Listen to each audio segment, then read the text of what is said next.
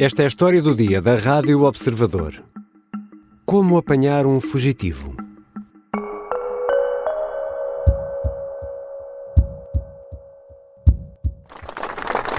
Exatamente, da mesma forma lhe garanto que não. Da mesma forma lhe garanto que não. Não seria possível. Por isso é que eu disse e afirmei que estaria de plena consciência tranquila e estaria a dormir descansado com aquilo que foi implementado para cautelar situações futuras idênticas, ok? Carlos Moreira é o novo diretor da prisão de Val de Judeus, de onde há um mês fugiram 5 reclusos. Carlos Moreira falou aos jornalistas quando a saída para almoçar coincidiu com uma vigília de guardas prisionais em solidariedade com o Corpo da Guarda de Val de Judeus. Um dos foragidos, Fábio Loureiro, foi detido às 10 da noite de domingo em Tânger, em Marrocos. Segundo a CNN, a Polícia Judiciária terá conseguido a localização acompanhando os passos da mulher deste homem, condenado em vários processos, a penas de cadeia que ultrapassam os 25 anos, quando todas somadas. 25 anos é o limite máximo em Portugal. Segundo o registro criminal, Fábio Loureiro, também conhecido como Fábio Cigano, só voltaria à liberdade em 2056, isto obviamente sem contar com revisões de penas. Agora deverá ser extraditado para Portugal, onde irá enfrentar novo processo por causa desta fuga. Este recluso cumpria pena por sequestro, associação criminosa, branqueamento de capitais, extorsão, entre outros crimes. Mas como se apanha um foragido? Esta é a grande pergunta para a conversa com Vítor Alexandre, um homem que esteve 40 anos na Polícia Judiciária, foi responsável pelas diretorias de Lisboa e Funchal e também dirigiu a Direção Central de Combate ao Banditismo. Eu sou o Ricardo Conceição e esta é a história do dia, de terça-feira, 8 de outubro.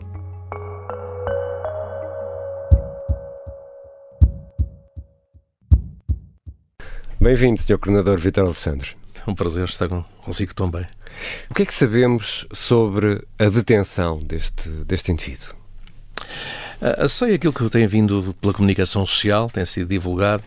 Não é uma informação inside, em que possa, portanto, privilegiada, que possa de alguma forma, ou poderia de alguma forma, violar regras às quais estou, quer por dever profissional do passado, quer do presente, até de natureza ética, a não violar. Claro. E, portanto, procuro socorrer-me hoje da comunicação social, sem me deixarem influenciar por qualquer outro tipo. E, por outro lado, também porque não gosto de interferir, mesmo com perguntas, no trabalho dos meus colegas, tal como não gostava que o fizessem comigo. É compreensível. E este indivíduo foi detido este domingo em Marrocos, é isso que sabemos?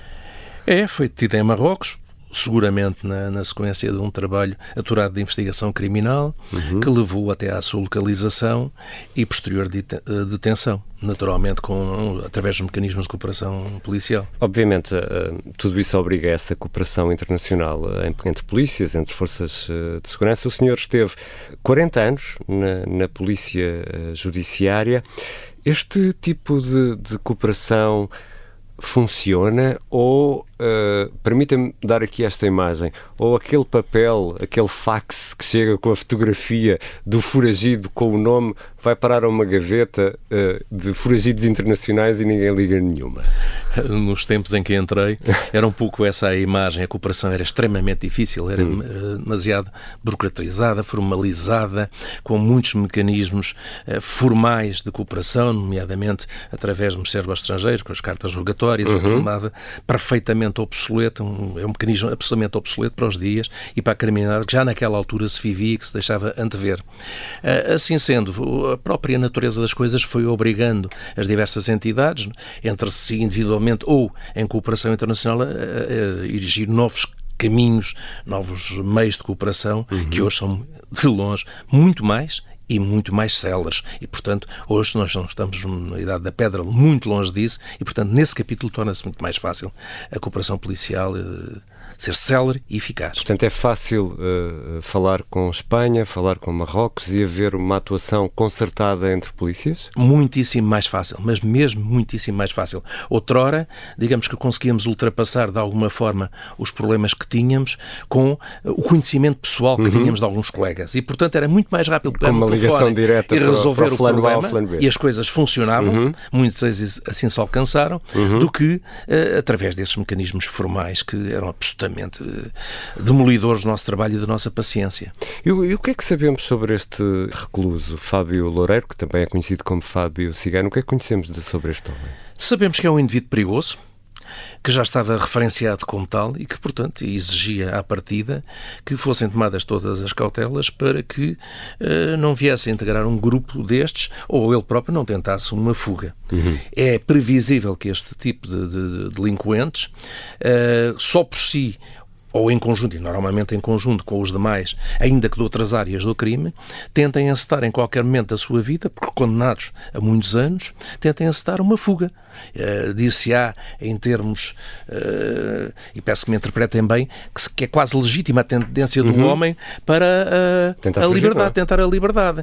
O certo é que vivemos em sociedade com regras e eles têm que as cumprir também. Muitas vezes há uma certa lassidão que permite este tipo de... por diversos motivos. E não estou a dirigir-me a ninguém em concreto. Às vezes são as próprias estruturas do Estado que não têm os meios para que haja um cumprimento. Ou seja, tem essa noção que é preciso mais vigilância ou estar mais atento? Muito mais. Temos de nos adaptar. Depois não tem capacidade para fazer isso. Há falta de gente, mas esse também é um velho argumento, não justifica tudo. Há meios eletrónicos, há procedimentos e práticas que são reiteradas e por isso mesmo permitem uma flexibilização demasiado grande da atuação no dia-a-dia e que geram estas situações. Portanto, há que rever inclusive procedimentos periodicamente, para além dos tais mecanismos que têm de ser implementados nas cadeias, nomeadamente na natureza eletrónica. Isso custa dinheiro, sabemos, mas temos que fazer opções na vida. No momento em que estamos a gravar esta conversa, há ainda 4 reclusos a monte, que se evadiram de Val dos Deus, com Fábio Loureiro, e aqui não nos vamos deter nos problemas que poderão ou não ter facilitado a fuga a este grupo, já aludi um pouco a isso, mas em termos gerais, depois de recebido o alerta, o que é que faz a Polícia Judiciária? Qual é o protocolo de atuação? Como é que isto se resolve? Antes mesmo de responder à sua pergunta, eu gostava de dizer o seguinte. Relativamente aos outros 4, é preciso ter em consideração que do seu conjunto de 5, cada um tinha a sua intervenção no mundo criminal diversificado. Enfim, há diversos tipos de criminologia e também as suas nacionalidades são variáveis, o que leva a concluir que para cada um deles temos de ter em atenção esse fator. Um método diferente para cada um. Um método diferente. Digamos que há uma base comum, mas a partir de determinado momento, cada um deles tem, nomeadamente aqueles que estão ligados, quer por nacionalidade estrangeira, quer por pertencerem a determinadas organizações, o tipo de apoios que têm no exterior e para, digamos, concretizar em plenitude a sua fuga durante N tempo, tem, portanto, muito mais apoios, tem muito mais facilidade em se deslocar para o estrangeiro, a disposição de dinheiros, zonas de encobrimento, enfim, tem toda uma panóplia que outros que cometem o homicídio, que são nacionais, não têm. Portanto, logo aqui temos de ter uma diferenciação muito concreta sobre cada um deles e trabalhar em função dessa mesma realidade. É quase conhecer o perfil de cada um deles e adaptar a forma de atuação a cada um deles, é isso? É, exatamente, e a partir de determinado momento. Digamos, se numa fase inicial o tratamento é comum, a partir de determinada altura temos a noção de que cada um seguiu o seu caminho. Seguiu o seu caminho, inclusive terrestre. Exatamente, porque podem ter fugido junto e ter ido cada um para o seu lado. É o mais natural. No momento seguinte, é o mais natural. E se assim é, portanto, temos que começar a trabalhar cada um individualmente com os elementos que dele conhecemos. E com base nesse mesmo conhecimento e nessa mesma situação, tem que ser, como dizemos, diversificada.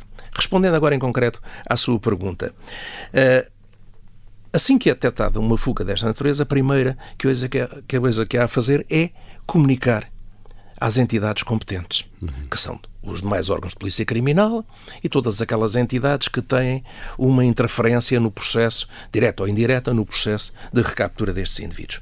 A celeridade aqui da comunicação é extremamente importante, porque cada minuto que passa são horas para nós de prejuízo e para eles de avanço. Cada minuto podem ser 5 ou 6 quilómetros ou mais, não é? É bastante tempo. E, portanto, essa é a primeira nota que devemos ter em mente e que nem sempre é cumprida. Por diversas razões, nomeadamente, e como ouvi ao responsável pelo Sindicato dos Guardas Prisionais, aquela cadeia hierárquica toda que se tem que percorrer até que a notícia chega a quem decide. Não estou com isto a dizer que a cadeia hierárquica não deva ser cumprida.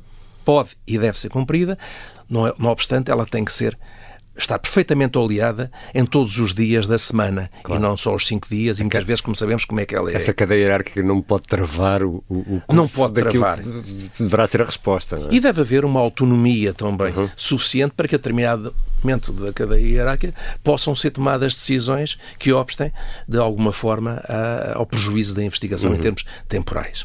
Portanto, este é um fator extremamente importante.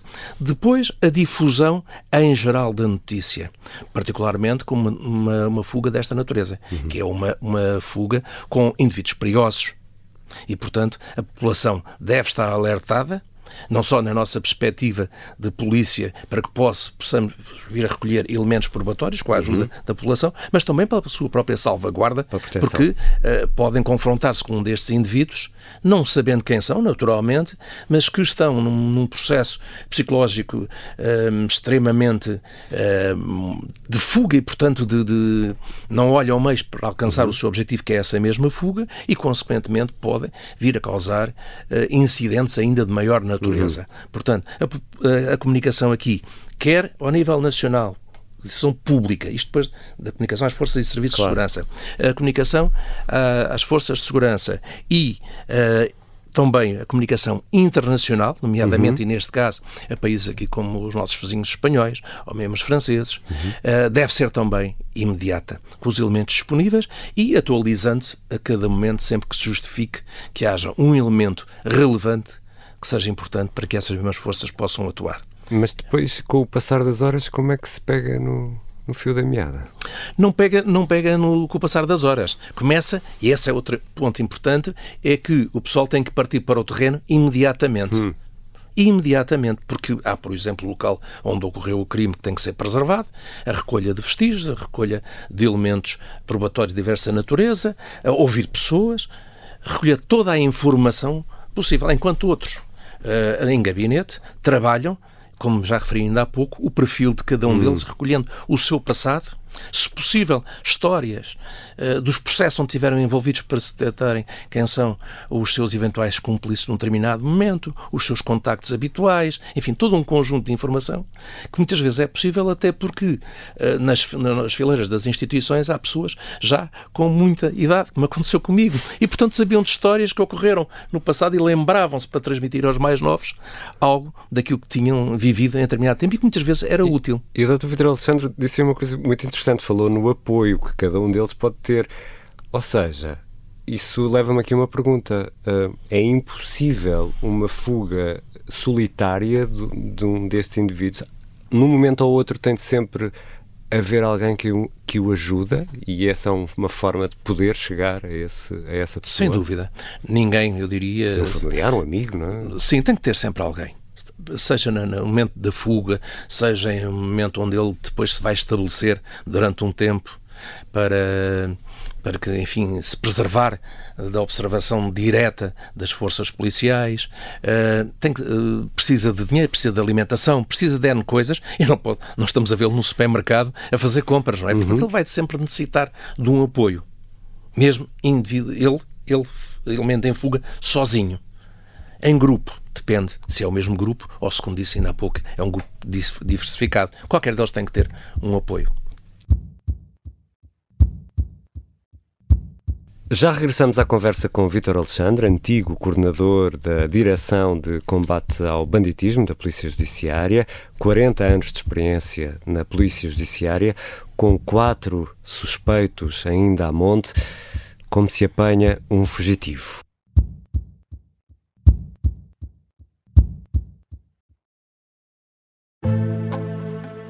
O sargento na cela 7. O homem na cela 7 escapou à morte por pouco. Piratinha do ar. Eu já disse que ele só tem 16 anos. Um espião no Kremlin. Esta é a história escondida de como Putin montou uma teia de poder e guerra. O encantador de ricos. Todos queriam estar com ele, todos queriam ser vistos com ele e todos queriam fazer negócios com ele. Operação Papagaio. Dão-lhe a entender que o melhor é que também fique calado. Matar o Papa. Crono não está só disposto a matar, também está disposto a morrer. Um rei na boca do inferno. A mansão da boca do inferno está cheia de espiões e informadores, por dentro e por fora. São histórias que fazem parte dos Podcast Plus do Observador. Pode ouvir no site do Observador, nas plataformas de podcast e no YouTube. Podcast Plus é mais do que um podcast. Estamos de regresso à conversa com Vítor Alexandre, que esteve 40 anos na Polícia Judiciária. Soutor, pegando aqui nos vários métodos que depois temos, se calhar temos métodos mais analógicos e outros mais digitais, que envolvem ora homens no terreno, ora análise de dados. Nos filmes e nas séries policiais nós temos muito este imaginário. Por exemplo, nas séries, estas fugas resolvem-se em 40 minutos, nos 40 minutos de um episódio. Há um tipo qualquer que foge, tira a barba, pinta o cabelo, mas há uma câmara no metro que lhe lê as feições, aquilo faz soar os alarmes e vemos aparecer uma série de helicópteros e carros e homens e o tipo é apanhado ali em 10 segundos. Isto é mesmo ficção, ou não? Tem um misto de verdade e muito de filme. Então, era bom que assim então, fosse. Então o que é filme e o que é verdade? Era bom que assim fosse. Ajude-nos lá a perceber. As coisas não são assim tão simples. E posso dizer-lhe que nem mesmo nos países mais evoluídos como os Estados Unidos, eu estive há alguns tempos no FBI e vi as metodologias, por mais evoluídas que fossem, e eram, nunca dispensavam a componente pessoal, a componente humana. E essa era, até não só de análise, de observação, de a forma de agir, o comportamento policial, também. Instinto. E devo-lhe dizer com algum orgulho que nós portugueses damos cartas nessa matéria. Conseguimos ultrapassar, e seja-me permitido agora aqui o plebeísmo, dar baile até a grandes forças policiais, pela nossa capacidade dessa coisa tão portuguesa, que é o desenrascanço. E, portanto, consegue-se e conseguiu-se durante muitos anos ultrapassar muitas das insuficiências tecnológicas que dispunhamos, quando elas já existiam, inclusive, com essa capacidade humana que o português tem de inventar, de resolver as situações de uma forma engenhosa. Mas hoje já temos essa capacidade tecnológica? Hoje temos. Avançámos imenso. Eu diria que nos últimos 7, 8 anos a Polícia Judiciária transfigurou-se. Eu quase diria que nem eu quase a reconhecia já no final. Totalmente. E foi feito um esforço não só de reequipamento com aquilo que de mais moderno existe de tecnologias, como temos inclusive laboratórios de experimentação, desenvolvimento de novas ideias sob o ponto de vista tecnológico que permitem dar saltos e dar cartas em comparação com outras polícias e outras entidades. Ou seja, virámos-nos inclusive para a universidade. E isso permite, sem sombra de dúvida, um salto tecnológico, eu diria, brutal. Mas consegue dar-nos exemplos práticos, por exemplo, uso de telemóveis, cartões, matrículas, câmaras, tudo isso é visto? Há pessoas realmente a fazer esse trabalho? Sem especificar, essa foi a área que mais se evoluiu. A área laboratorial também, de análise dos diferentes vestígios, da observação do trabalho, por exemplo, das simples impressões digitais.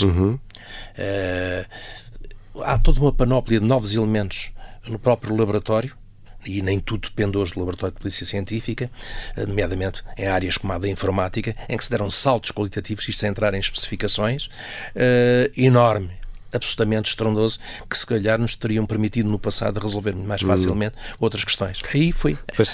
o engenho português. Depois temos os outros problemas que são os metadados e as análises. Isso é outro. Isso são as utopias, é outro sabe? programa, isso são utopias. Deixe-me só dizer-lhe isto, porque talvez seja o momento adequado para o fazer. E hoje, enfim, já liberto da farda da casa, mas com muito respeito pela instituição, eu permito-me, como cidadão, que eu sou, e só quero ser isso hoje no meu país, são as utopias de certas pessoas que têm o poder de decisão e que, com a pretexto dos direitos, liberdades e garantias, acabam por arranjar mecanismos que ofendem muito mais e retiram esses mesmos direitos e liberdade às pessoas. E isso é que é triste. Estamos a falar de coisas... Posso simplificar aqui, talvez, mas como, sei lá, um registro telefónico ou um registro de troca de mensagens ou de telefonemas que é difícil às vezes às polícias de investigação criminal ter esses dados até para a investigação, não é? Que estão a fazer. Mas há muitas formas de a investigação criminal sofrer dentro de pias. Estou-me a lembrar, por exemplo, do excesso de formalismo que não traz absolutamente nada, mas absolutamente nada de salvaguarda dos direitos das pessoas, que, por exemplo, o nosso Código Penal, Processo Penal, está evado. Há todo um conjunto de mecanismos que podiam ser extremamente simplificados. Quer dar-nos aqui um exemplo? Às vezes são formalismos de mero papel que se acrescenta. Eu lembro-me que quando entrei para a polícia, um processo, vamos pôr aqui agora, por exemplo, 100 páginas. Hoje esse mesmo processo, essa mesma matéria, é capaz de ter 200, porque se lhe mete mais um papel a dizer rigorosamente nada, mas que se exige que esteja lá. E não dá garantia nenhuma à pessoa, à vítima, que se pretende proteger, não dá garantia nem ao próprio arguido, não dá vantagens a ninguém.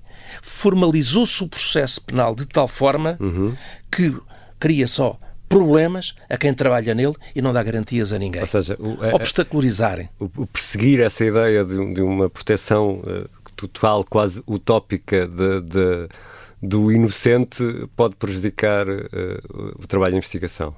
Eu diria de outra forma, e quiçá de uma forma que não alinhada, permita-me, fora da caixa, quer dizer isto, interessa a muito boa gente que assim seja. E quando a lei é feita, ninguém me tira da cabeça que já é feita com esses obstáculos para que alguém beneficie. E há profissionais do mundo judicial que sabem trabalhar bem isso. Bom, se isso acontecer, isso é grave, não é? Prefiro ficar-me por aqui, mas todos me entendem. Vamos voltar. Fiquei fascinado com aquela questão da análise analógica dos indivíduos.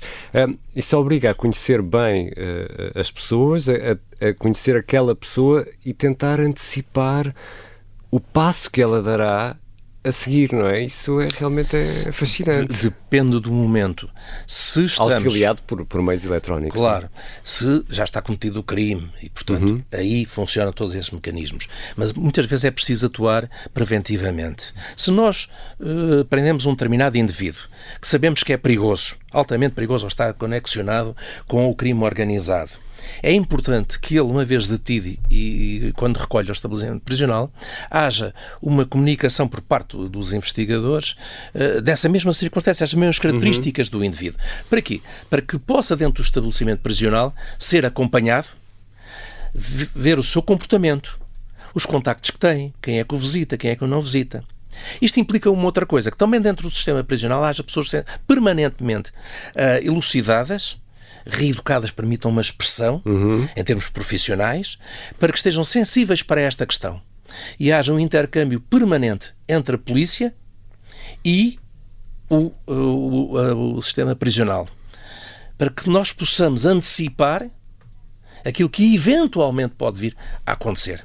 Evitar-se-iam, quiçá, muitas circunstâncias como aquela que vivemos. Claro. O problema é que muitas vezes não há essa sensibilidade, outras vezes os próprios polícias não têm essa disponibilidade para um contacto permanente e, portanto, acaba por se perder muita informação que é extremamente útil. Há muitos que dizem que isso é quase violar os direitos do arguido.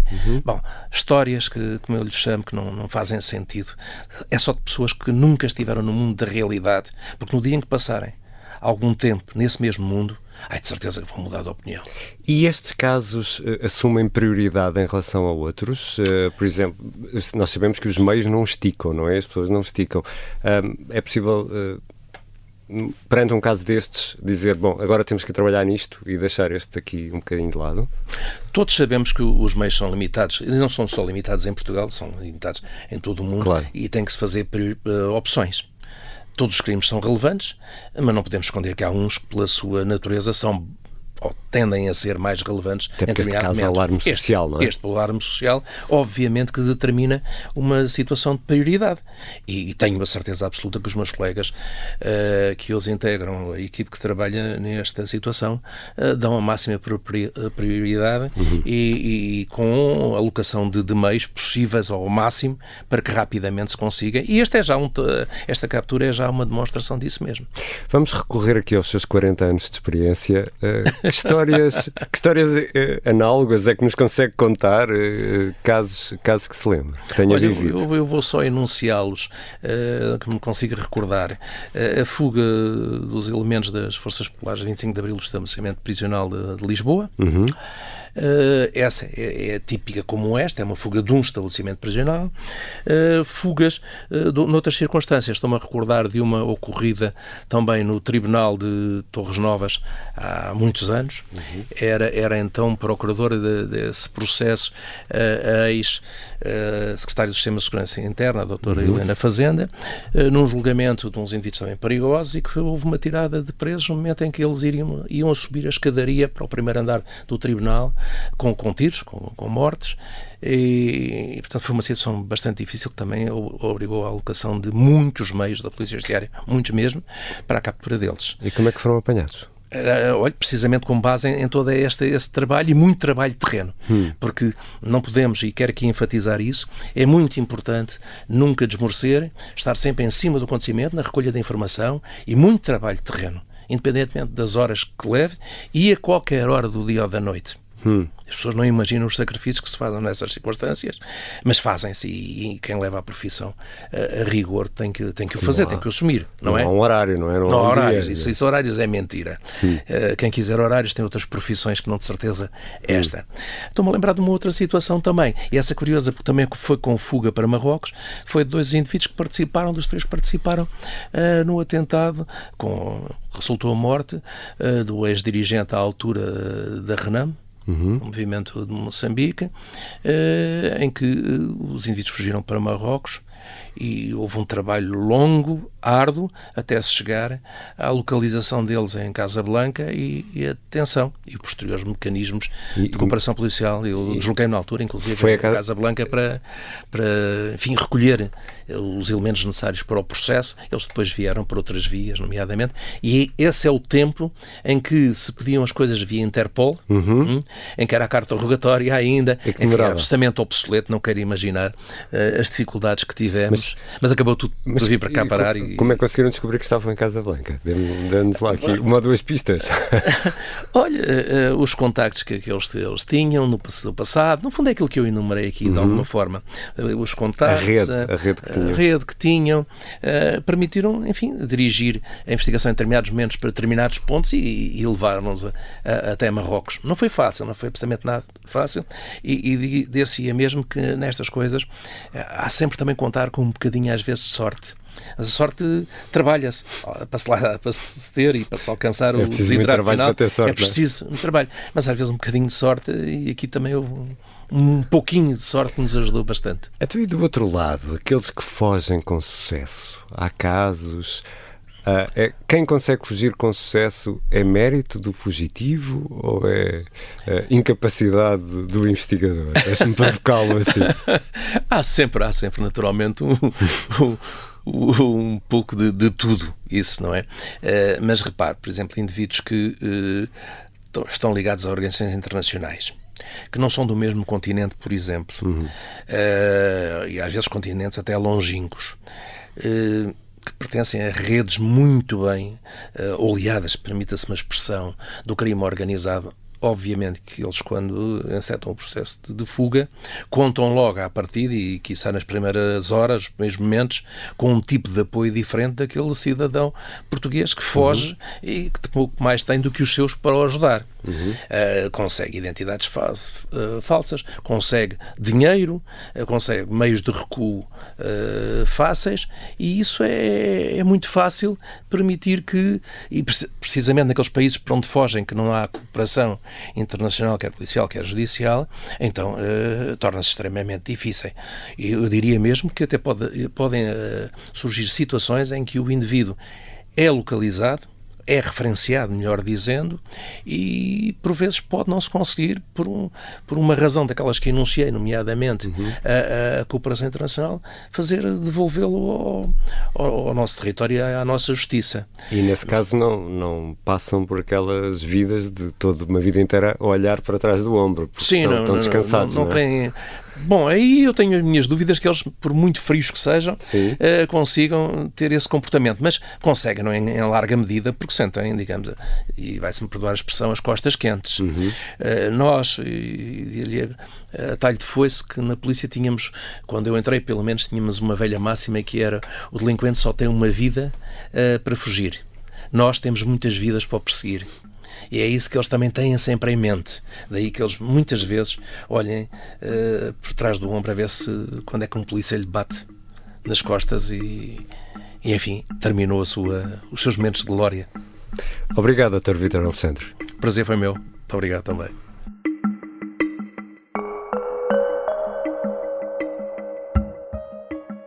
Vítor Alexandre esteve 40 anos na Polícia Judiciária. Foi responsável pelas diretorias de Lisboa e Funchal, também dirigiu a Direção Central de Combate ao Banditismo. Hoje está aposentado, foi coordenador superior de investigação criminal na Polícia Judiciária.